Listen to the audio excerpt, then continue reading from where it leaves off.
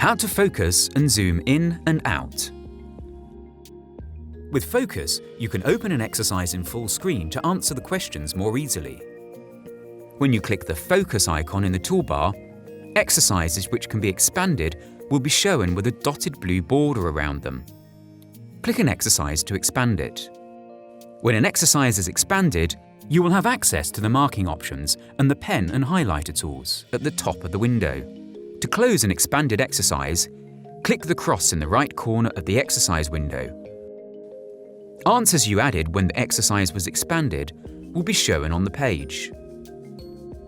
Zoom in. To increase the size of the page on screen, click the Zoom In icon. To zoom out, to decrease the size of the page on screen, click the Zoom Out icon. Double-click or tap on the screen to zoom all the way in or zoom all the way out. Need more help?